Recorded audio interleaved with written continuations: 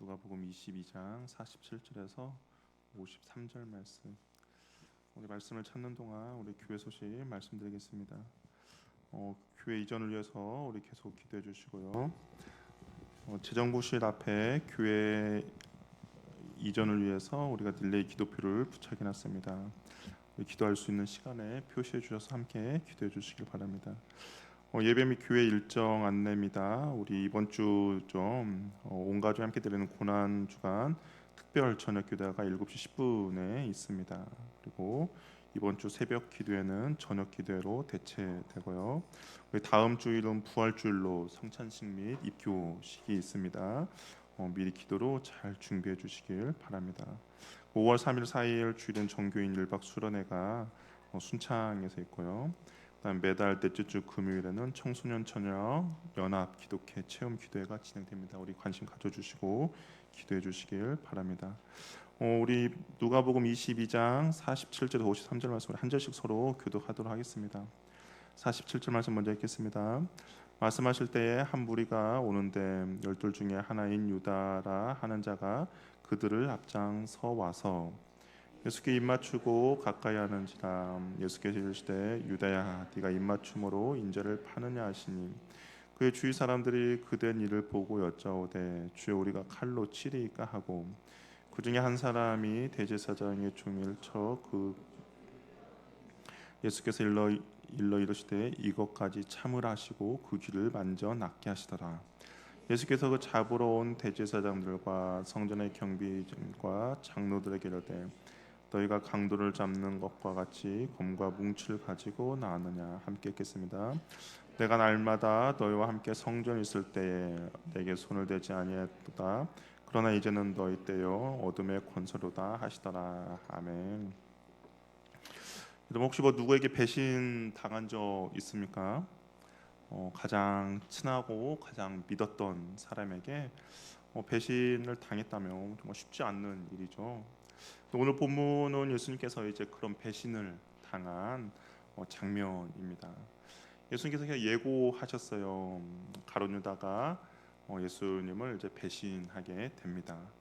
대제사장과 서기관과 장로들이 파송한 무리들을 이끌고 예수님을 잡으러 왔습니다. 예수님이 습관을 따라 평상시에 오셔서 기도했던 곳이고 아마 가룟 유다도 이곳을 알고 있었어요. 그래서 성전 경비병들과 함께 검과 몽둥이를 들고 왔습니다. 유다는 성전 경비병들과 이미 말을 맞추었어요. 어떤 말을 맞췄냐? 자기가 입맞추는 자가 예수다라는 것을 이제 알려 주었습니다. 당시에는 이제 어둡니까 인물 식별이 잘 안 됩니다. 그래서 정확한 대상을 알고 신속히 체포하기 위한 약속이었습니다. 입맞춘다라는 것은 이제 존경과 우정의 표시였지만 가룟 유다는 예수님을 지목하는 신호로 유선적인 행동을 서슴지 않게 한 것이죠. 철저히 계산을 했고 계획을 세워서 예수님을 잡으러 온 겁니다. 작전은 계획대로 일사불란하게 이루어졌죠. 유다는 예수님의 12 제자입니다. 다른 제자들보다 눈치도 빠르고 계산도 빠르고 총명했어요. 왜냐하면 회계를 맡았거든요. 우리도 어떤 모임이나 그럴 때 회계를 아무에게도 맡기지 않습니다. 믿음직스럽고 신뢰할 만한 사람에게 회계를 맡기죠. 그만큼 제자들 중에서 유다는 믿음직스럽고 신뢰할 만한 인물이었습니다.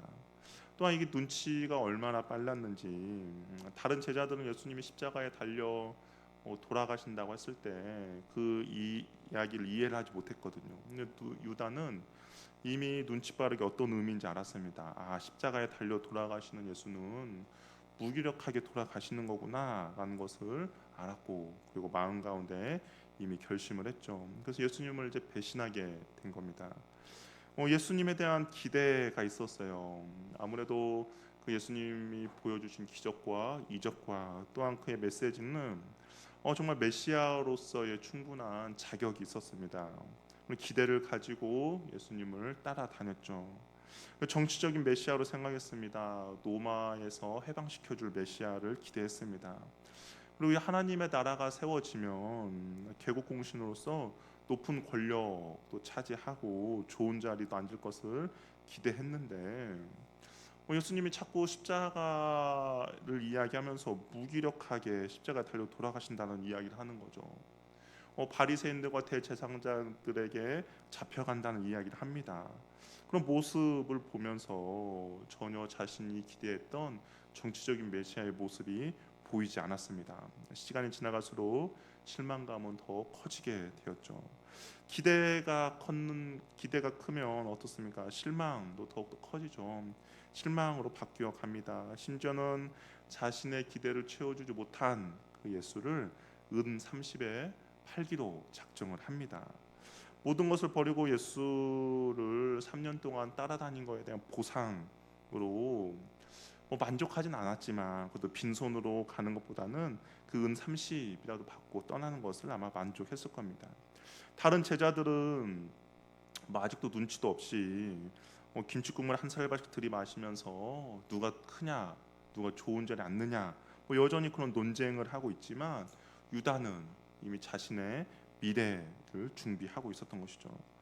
우리들에게도 이런 일이 벌어지지 말라는 법은 없죠. 내가 바라고 기대하는 예수님과 성경에 기록된 예수님과 다를 수 있다라는 겁니다. 내가 예수님 어떤 모습을 기대하고 바라보냐에 따라서 예수님을 감사하며 경배하며 찬양하며 나갈 것인지 아니면 나의 그 만족을 채워주지 못하는 예수님을 향해서 분노와 실망을 갖고 나아갈 것인지 우리도 달라진다라는 것이죠. 어떤 사람이 예수님을 믿으면 복을 받고 모든 일이 잘 되며 높은 자리에 오를 수 있고 세상적인 성공을 얻을 수 있으며 모든 병도 치유받을 수 있다라고 생각을 합니다. 예수 믿는 유일한 목적이 바로 이 세상의 성공이 목적이죠. 그 목적을 이루기 위해서 헌금도 하고 헌신도 하고 봉사도 하고 주일 예배도 지킵니다. 내가 뭔가 주님 앞에 그런 행동을 해야 그런 성공이 나한테 온다라고 생각을 하는 것이죠. 근데 우리가 아는 것처럼 예수님 이 땅에 오신 목적이 우리의 성공을 위해서 오신 것은 아니다라는 것이죠. 나의 욕망과 나의 욕심과 나의 정욕을 채워주시는 분이 아니다라는 겁니다. 그래서 이제 그런 예수님에 대해서 그런 세상의 성공을 가지고 주님을 믿다 보면 실망을 하죠. 왜냐하면 나의 그런 바람대로 예수님이 채워주지 않기 때문인 거죠. 분노로 이어집니다. 내가 이 예수님 교회에 투자한 시간이 얼만데, 투자한 돈이 얼만데, 내가 정말 헌신과 보상을 얼마나 많이 했는데 나에게 그 세상의 성공을 가져주지 않은 거야라고 하면서 실망과 분노를 하게 되는 것이죠. 신앙생활을 하면서 교회를 쉬고 계시는 분들과 이런저런 이야기를 하다 보면 의외로 하나님께 실망한 사람들이 너무나도 많이 있습니다. 이분들은 그랬죠. 내가 교회를 다니면 우리 집이 성공해야 되는데 오히려 집이 더 안 좋아지는 거예요. 나의 사업이 잘 풀려야 되는데 사업이 잘 풀리지 않습니다. 건강도 더 좋아지지 않는 것 같고 되는 일도 없다라고 합니다. 그러면서 하나님에 대한 그 실망이 분노로 바뀌게 되고 그리고 그 분노함이 결국에는 신앙에서 멀어지게 만드는 것이죠. 유다도 마찬가지였습니다. 예수님에 대한 잘못된 기대감은 예수님을 팔아넘기는 계획까지 나아간 것이죠. 유다가 자연스럽게 예수님께 다가가서 입을 맞춥니다. 그리고 입을 맞출 때 우리의 성경에는 잘 표현되지 않지만 반복적으로 입을 맞춘 것으로 표현을 하고 있어요. 그러니까 한 번의 행동이 아니라 아마 그 경비병들에게 이 사람이다 빨리 잡아가라 라고 가르쳐 주니라고 여러 번 행동을 계속합니다. 적극적으로 사랑하고 존경하는 사람에게 하는 행동을 가식적으로 유다가 예수님께 한 것이죠. 예수님을 속이기 위해 철저하게 거짓된 모습으로 예수님께 다가갔는데 예수님 어떻습니까? 알고 계셨죠. 오늘 우리 48절에도 보면 유다야 네가 입맞춤으로 인자를 파느냐라고 이야기합니다. 이 유다는 철저히 계산해서 내가 예수님을 속이고 그런 가식적으로 사랑의 그런 뉘앙스로서 예수님께 입맞춤으로 나갔지만 예수님은 이미 유다가 그렇게 나를 판다라는 것을 아셨습니다. 예수님은 가룟 유다가 배신의 길을 가기를 원치 않으셨죠. 그래서 의도적으로 계속적으로 이야기를 했어요. 돌이키기를 원했습니다. 성만찬하기 전에도 너희 중에 누군가가 나를 팔아 넘길 것이다 라고 이야기했죠. 12제자 중에서 그 이야기를 했으며 유다가 마음 가운데 뜨끔했을 겁니다. 또한 너희 중에 한 사람이 곧 나와 함께 먹는 자가 나를 팔 것이다 라고 이야기합니다. 같이 성만찬 하는 중에서 나와 함께 그릇에 손을 넣는 자가 나를 팔 거야 라고 했는데 유다가 손을 넣었거든요. 그럼에도 불구하고 유다는 전혀 예수님이 나를 팔 것이다라고 이야기했고 돌이키기를 원했음에도 불구하고 그냥 자신이 세운 계획을 그대로 밀고 나간 겁니다. 예수님이 당사자가 알 수 있도록 구체적으로 상황도 설명해주고 정말 이름만 밝히지 않았지, 유다 너잖아라고 이름만 밝히지 않았지, 모든 정황상 유다라는 것도 알려주었습니다. 그럼에도 불구하고 유다는 돌이키지 않았다라는 것이죠. 만약 유다가 배신을 하지 않아도 어차피 예수님은 권력자들의 손에 넘겨 죽으십니다. 그러니까 굳이 예수님께서는 이 사랑하는 유다가 그 자신의 손에 피를 묻히기를 원치 않으셨어요. 그래서 유다가 그 권력자들과 함께 합세하지 않기를 바라는 마음으로 계속해서 돌이키기를 원했지만 끝내 유다는 돌이키지 않았고 오히려 더 적극적인 방법으로 예수를 체포하는 데 앞장섰죠. 예수님의 이러한 경고가 가룟 유다에게 들리진 않았습니다. 그의 관심사가 이미 그 마음 가운데 탐욕과 탐심으로 가득 차 있었기 때문이죠. 예수님의 말씀이 들리지 않았어요. 그의 욕망에 그것으로 욕망으로 가득 차 있기 때문에 예수님의 말씀이 들어올 빈 곳이 없었습니다. 우리도 내 마음에 무엇으로 가득 차 있느냐, 내가 무엇에 관심이 있느냐에 따라서 예수님의 말씀이 들리냐 들리지 않느냐 결정이 되죠. 우리 사춘기를 지내고 있는 우리 자녀들에게 아무리 크게 아무리 자주 말하더라도 관심이 없으면 그 마음에 다른 걸로 채워져 있으면 어떻습니까?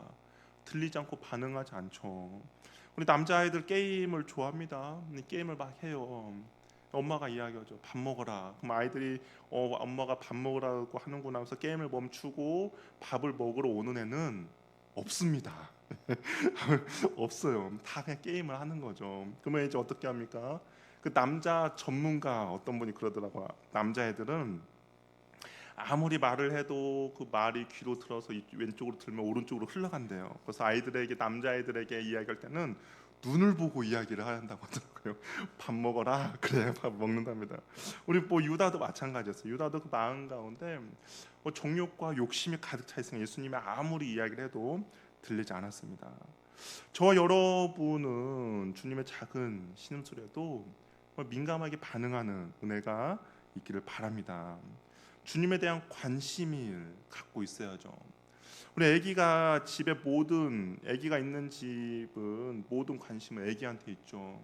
아기를 이렇게 잠깐 눕혀놓고 일을 하더라도 정말 아기가 잠깐 움직이면서 나는 신음소리에도 부모는 반응합니다.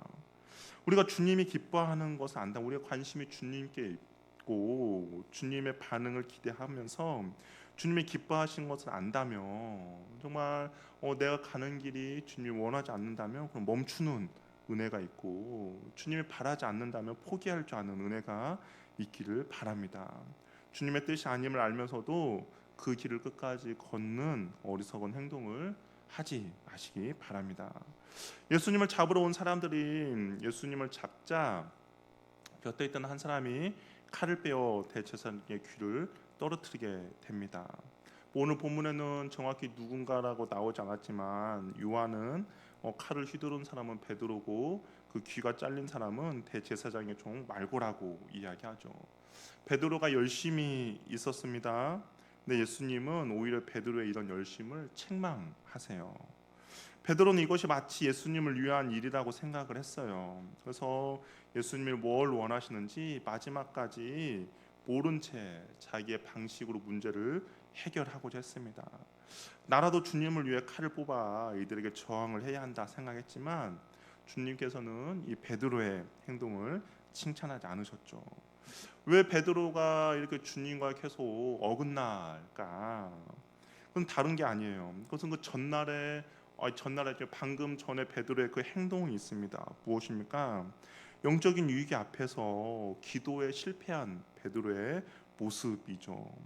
자기의 혈기와 자기의 무기로 대처하지만 이러한 모습은 예수님의 방법이 아니었습니다. 왜 예수님의 방법이 아닌 그 또 다른 방법으로 계속 나아갔는가? 결국 기도에 실패한 베드로의 모습이라는 것이죠. 예수님의 말씀에 귀를 기울여야 하고 예수님 깨어 기도하라고 했음에도 불구하고 여전히 피곤하다고 해서 잔 그 베드로에 나타난 모습입니다. 예수님의 길을 따르는 것은 나의 열심과 나의 열정으로만 따라가는 것이 아니라 방향성이 중요하다라는 것이죠.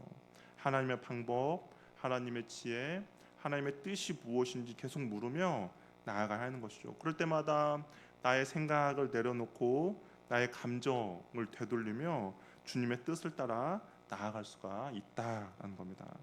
베드로는 이 일에 실패했죠. 기도의 실패로 인하여서 계속적으로 실패하며 좌절하는 모습을 보게 됩니다. 근데 베드로만 그런 것이 아니에요. 다른 제자들도 다 예수를 버리고 도망합니다. 조금 전만 해도 제자들은 절대로 주님을 배반하지 않겠다라고 맹세했습니다. 그러나 위험이 닥치자 어떻게 합니까? 주님을 버리고 도망하였어요.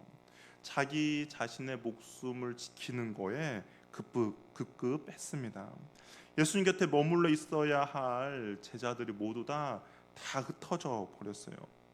제자들의 마음도 이해가 됩니다. 왜냐하면 예수님을 잡으러 온 사람들이 예수님을 강도 잡는 것 같이 잡으러 왔다라고 이야기하고 있거든요.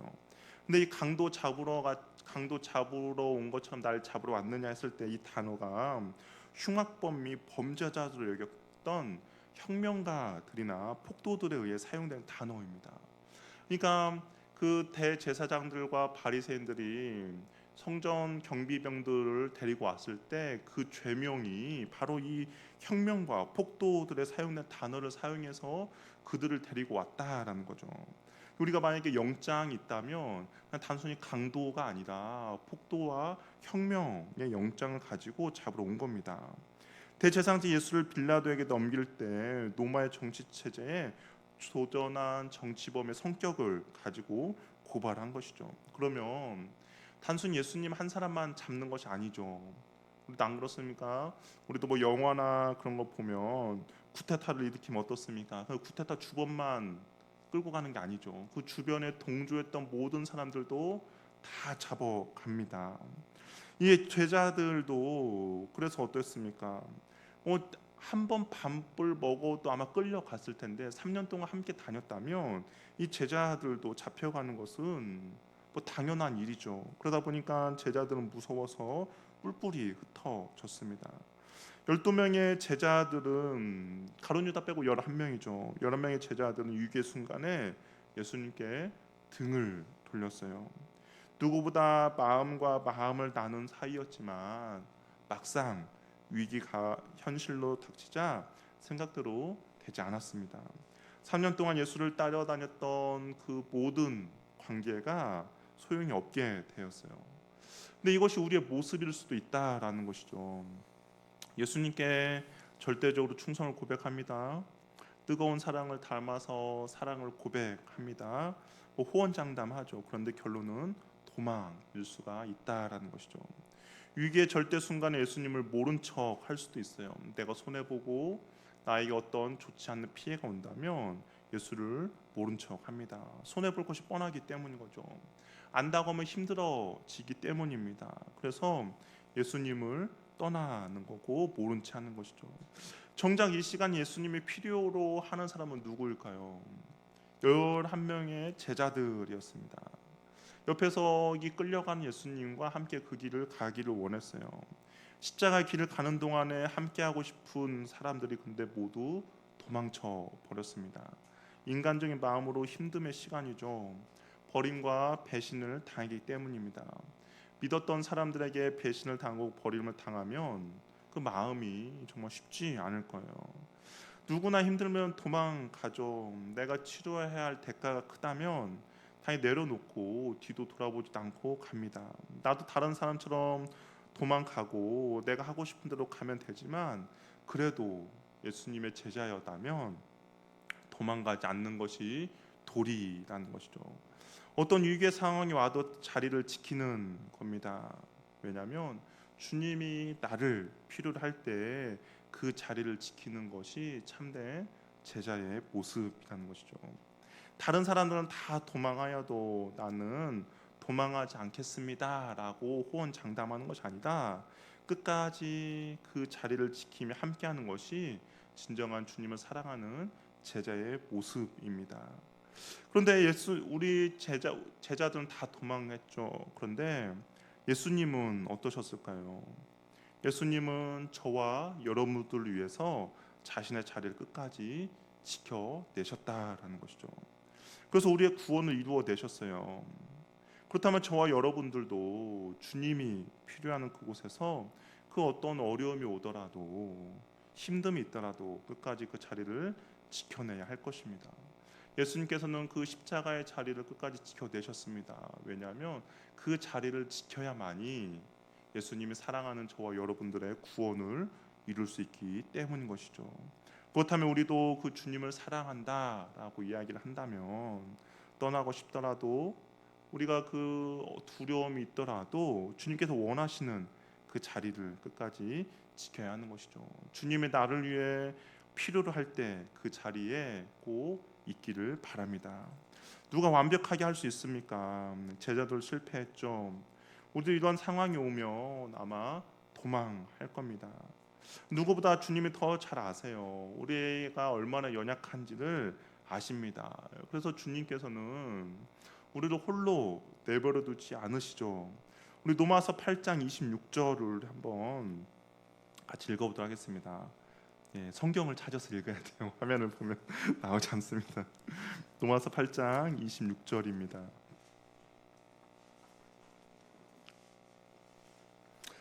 주님께서 우리가 얼마나 연약한지를 아세요. 그래서 그 연약한 가운데 우리가 잘 지켜낼 수 있도록 이렇게 하셨습니다. 우리 한번 로마서 8장 26절 말씀 읽도록 하겠습니다. 시작. 이와 같이 성령도 우리의 연약함을 도우시나니 우리가 마땅히 기도할 바를 하지 못하나 오직 성령이 말할 수 없는 탄식으로 우리를 위하여 친히 간구하시는다. 성령이 우리의 연약함을 도우신다라고 말씀하고 있습니다. 그러니까 내가 주님이 기뻐하는 자리를 지켜야지라고 한다고 해서 그 자리를 지킬 수 있는 것은 아니죠. 제자들도 분명히 자신들이 지킬 것이라고 이야기했음에도 불구하고 다 실패했습니다. 우리가 그 주님이 원하시는 그 자리를 지킬 수 있는 방법은 무엇이에요? 성령 하나님이 우리에게 힘을 주셔야, 우리의 연약함을 아시는 성령님이 우리를 도와주셔야 그 자리를 지킬 수가 있다라는 겁니다. 우리가 주님 곁을 끝까지 지켜나갈 수 있도록 하나님이 도와주시는 것이죠. 우리가 제자들만 보아도 알 수 있죠. 오순절 성령 강림 사건 이후에 제자들의 모습은 완전히 달라집니다. 예수님의 십자가 사건 전에만 해도 얼마나 겁이 많은 제자들이었습니까? 그런데 그 오순절 성령 강림 사건 이후로 제자들의 모습은 많이 달라졌죠. 이때부터 예수님의 진짜 증인이 되었습니다. 어떠한 핍박에도 굴복하지 않아요. 감옥에 갇히고 풀려날 때 매를 맞으면서도 예수에 대해서 전하지 말라라고 했음에도 불구하고 기뻐하며 그 예수를 끝까지 전합니다. 주님이 필요로 하는 그 자리를 끝까지 지켜내죠. 위기의 순간 뒤로 물러나지 않고 성령 충만하여 복음을 전했고, 죽음의 순간에도 뒤로 물러나지 않고 순교의 자리까지 나아갑니다. 우리도 마찬가지죠. 우리도 혼자가 아닙니다. 성령님이 우리의 연약함을 아세요. 그렇기 때문에 내가 주님이 원하시는 그 자리를 꼭 지키기 원하시는 분은 성령을 의지하고 나의 연약함을 주께 온전히 올려드려서 그 주님의 힘으로 그 자리를 끝까지 지키는 은혜가 있기를 바랍니다. 주님이 필요하는 그 자리, 주님이 필요하는 그 시간에, 그곳에 우리가 있기를 바랍니다.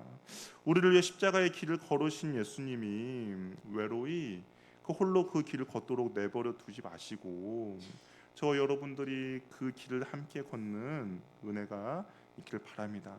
오늘 주님이 나를 필요로 하는 그 자리, 필요로 하는 그 시간이 어디에 있습니까? 오늘도 그 자리를 지키며 나가는 저와 여러분이 되십시오. 성령 의지의 끝까지 그 길을 함께 걸어가는 저와 여러분 되기를 바랍니다. 한 주 동안 우리가 고난 주간을 지키며 나갑니다. 예수님께서 우리에게 그 자리를 지키는 그 시간의 현장을 우리가 한번 살펴보고자 합니다. 얼마나 힘드셨고 얼마나 외로우신 그 길입니까? 아무도 주변에 없었습니다. 그러나 우리가 고난 주간을 통하여서 그 주님이 나를 위하여서 얼마나 그 힘들고 어려운 고난을 겪으셨는지를 우리가 알고, 그리고 주님과 그 길을 함께 걷는 시간이 되기를 바랍니다. 그래서 주님이 정말 필요할 때 내가 여기 있다라고 말씀하시고, 정말 주님이 누군가를 통하여서 어떤 일을 하실 때 내가 여기 있습니다라고 말하면서 그 주님의 기쁨이 되는 저와 여러분 되기를 바랍니다. 함께 우리 찬양하며 함께 기도하며 나가도록 하겠습니다.